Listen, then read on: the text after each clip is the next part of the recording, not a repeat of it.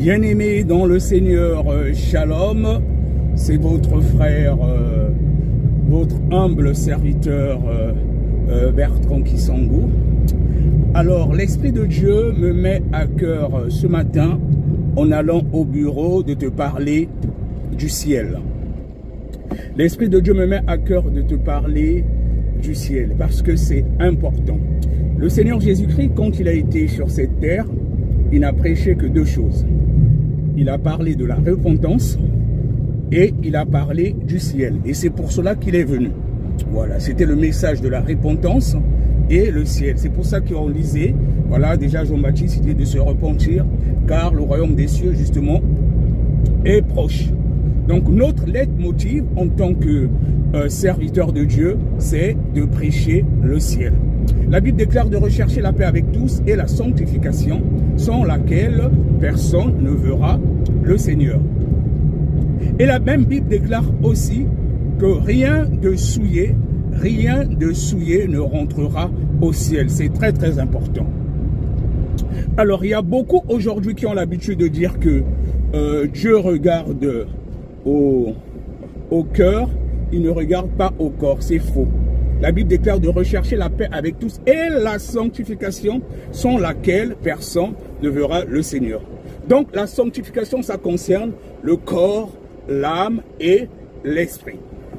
Bien-aimés, il y a beaucoup de grands prédicateurs de l'évangile, des grands théologiens, des gens qui sont très éloquents.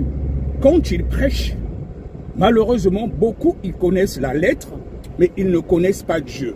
Il y a une différence entre connaître la lettre et connaître Dieu. Quand tu connais Dieu, il t'emmène à une autre dimension pour l'adoration en esprit. C'est pour ça qu'il est dit que les vrais adorateurs adoreront le Père en esprit et en vérité.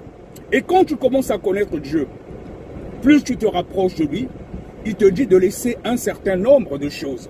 Là, tu commences à connaître Dieu. Ce qui est, par exemple, mon cas, je ne cesse de le dire, par exemple, que je mangeais tous les jours au vin, et c'était pas n'importe quoi comme vin.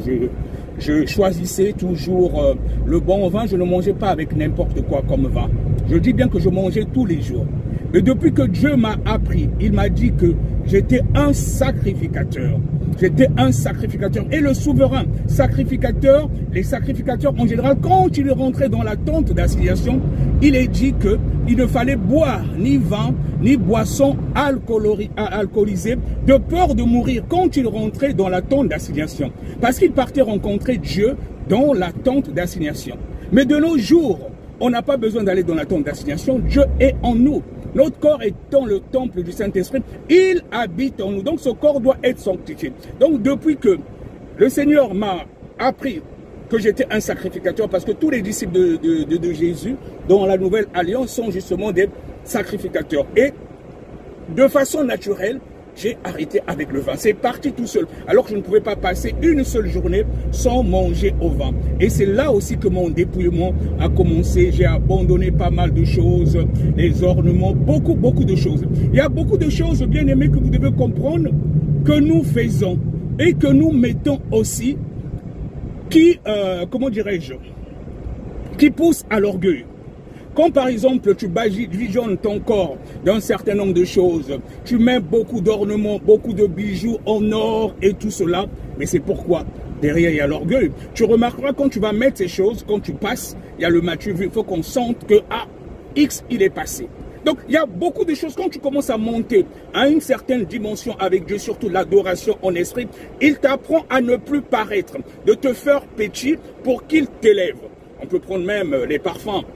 Moi, avant, les parfums que je mettais, c'était vraiment des parfums de grande marque. Le genre de parfum qui avoisine même les 300 €. C'est-à-dire quand tu arrives dans un endroit, quand j'allais au bureau, qu'on sente que Bertrand Kisangou est là.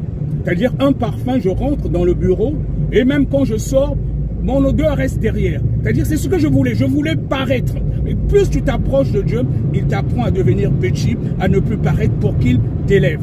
Donc il y a beaucoup de choses que le Saint-Esprit te révèle au fur et à mesure. Là, j'ai pris par exemple le cas d'alcool. Mais nous qui sommes dans un ministère où il y a vraiment un combat spirituel de délivrance, et Dieu nous apprend aussi que toutes ces choses-là, ça ouvre les portes. Parce que quand il est dit dans le livre d'Ésaïe 59, les versets 1 et 2, c'est le péché qui met une séparation entre nous et notre Dieu.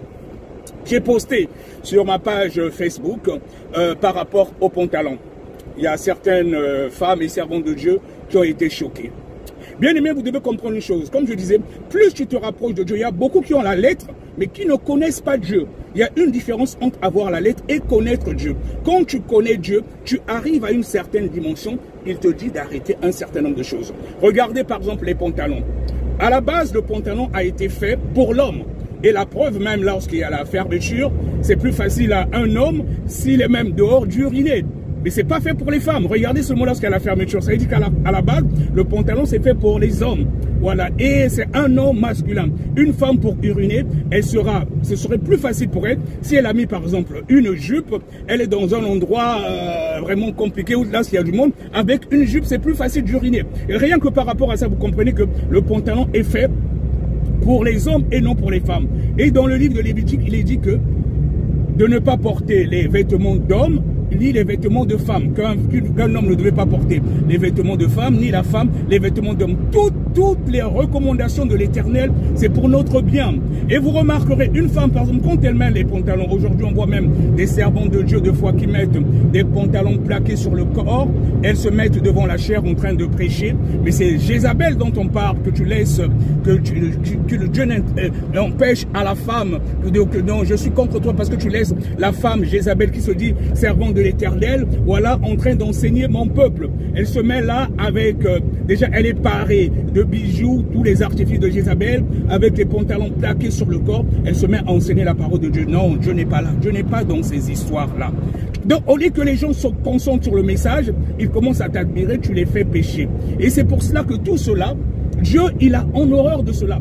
Et il y a au niveau spirituel aussi, vu que le pantalon à la base, il est créé pour les hommes, mais le diable, sa volonté étant de ramener le maximum de personnes en enfer, il a inventé aussi les pantalons pour femmes. Donc il y a certaines choses pour les comprendre, il faut avoir aussi la révélation spirituelle. C'est important de comprendre toutes ces choses. Tout ce que Dieu nous interdit, c'est pour notre bien. Et compte, toi qui es servant de Dieu, ma soeur, tu n'as peut-être pas la révélation. Concentre-toi, tout ce que tu entends, qu'un serviteur a dit ceci, une servante, toi aussi, il suffit que tu te concentres, tu demandes, tu te mets même en jeûne. Tu dis, mais est-ce que ce que, par exemple, le serviteur Bertrand Kisangou est en train de dire, c'est vraiment toi qui recommandes cela? Et si tu es vraiment concentré, Dieu va te révéler. Moi, je n'impose pas les choses aux gens. Nous n'imposons pas les choses aux gens, pareil à l'armée de prière, mais on enseigne la sainte doctrine et c'est le Saint-Esprit qui révèle les choses cachées. Notre leitmotiv aujourd'hui, c'est revenir à l'époque primitive, le fondement des apôtres, la véritable église, où les gens, ils étaient ensemble, réunis dans la prière, ils étaient là dans la fraction de pain, ils se partageaient tout. Aujourd'hui, il y a des églises où toutes les dîmes, par exemple, reviennent au pasteur. Il devient l'homme le plus riche, voilà, alors à côté, il y a des fidèles qui souffrent. Ce n'est pas cela le fondement des apôtres.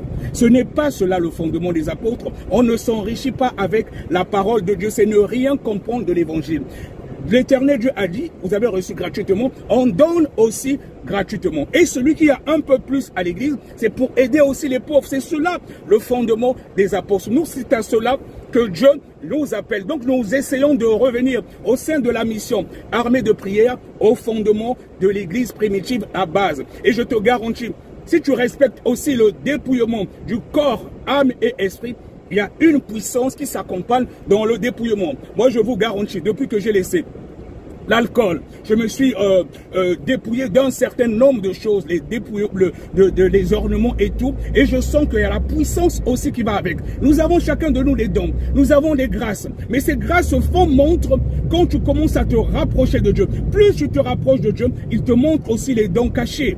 Moi, j'ai expérimenté le fait d'envoyer un simple audio de prière, que ce soit pour une personne qui me contacte au Congo-Brazzaville ou en République démocratique du Congo. J'envoie un simple audio de prière, il y a des manifestations, des délivrances des esprits de mort, de serpents. Mais j'ai commencé à expérimenter cela depuis que je suis dans l'armée de prière avec les enseignements de la saine doctrine. Donc plus tu te rapproches de Dieu, tu commences à beaucoup prier, tu passes du temps dans la prière, tu essaies de t'éloigner t'éloigner du péché, tu te dépouilles aussi d'un certain nombre de choses, il y a la puissance qui accompagne cela. On n'est pas obligé, comme ceux qui sont dans la cabale, d'aller toucher aux choses. Non, nous, au sein de la mission armée de prière, nous n'utilisons pas l'huile, il n'y a pas l'huile d'onction, il n'y a pas de l'eau, il n'y a pas du sel, tout ça. Non, non.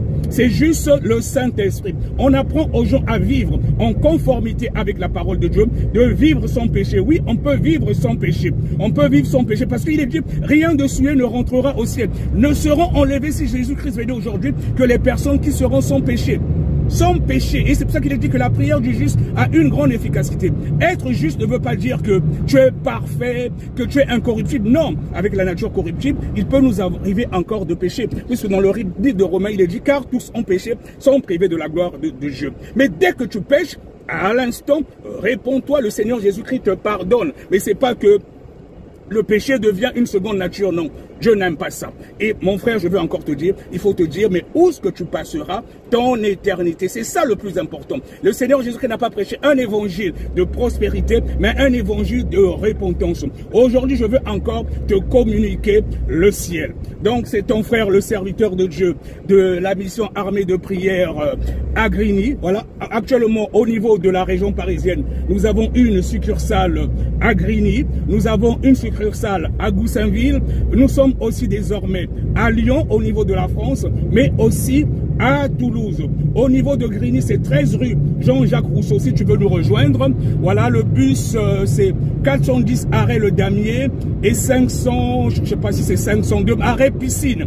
Voilà, arrêt Piscine, nos cultes, c'est de 11h de 9h à 11h30. Je veux mettre de toutes les façons les coordonnées après cette vidéo. Donc, les cultes, c'est les dimanches matin de 9h à 11h30. Et à Goussainville, le culte, c'est de 12h30 à 15h30 tous les dimanches, et c'est l'avenue 10 avenue Marcel Cerdan. Nous avons aussi une succursale désormais à Toulouse. Je vais mettre les adresses aussi sous cette vidéo, et à Lyon. Ça, c'est au niveau de la France. Mais après la mission, c'est un peu partout. Nous sommes en Italie, nous sommes en Allemagne, nous sommes en Belgique. Là, en Russie encore, il y a des serviteurs qui sont en train de partir. En Chine aussi, un peu partout. Parce qu'il est dit que cette bonne nouvelle de l'évangile sera prêchée partout dans le monde entier. Après viendra la fin. Donc, en ces temps de la fin, je veux que nous soyons dans la sanctification totale. Et les vrais adorateurs, comme il est dit dans la Bible, adoreront Dieu en esprit et en vérité. Alors, je te souhaite une bonne journée. Shalom dans la paix véritable. Ton frère ouvrier du Seigneur Jésus.